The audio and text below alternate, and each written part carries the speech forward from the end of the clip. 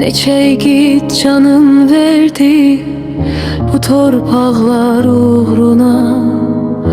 Anaları gözü yaşlı, həsrət qaldı oğluna. Sustu ata, danışmadı, ağzını bıçaq kəsmədi. Yandı yandı, alışmadı, taleyindən də küsmədi. Elə məğrur dayandı ki, düşmən qorxar onu görsə. Ancaq o vaxt rahatlar ki, canlar alan düşmən ölsə. Oğlum oğlum dedi durdu, şəhid anasına ələ çəkdi. İllərdi ki xəyal qurdu, oğluna toy edəcəkdi.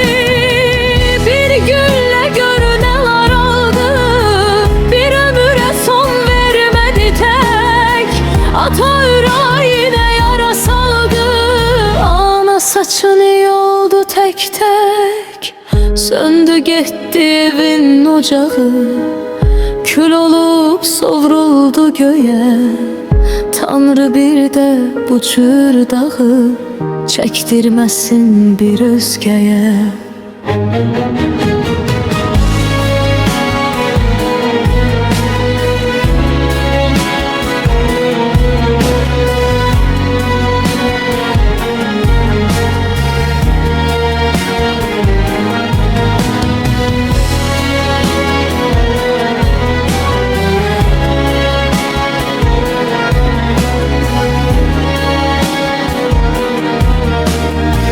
Çektirmesin bir özgeye.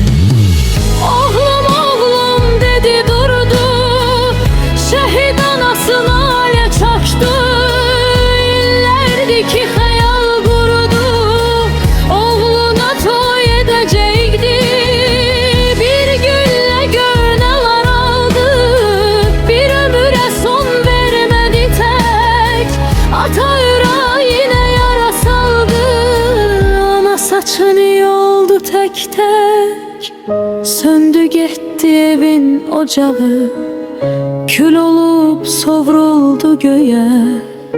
Tanrı bir de bu çırdağı çektirmesin bir özgeye.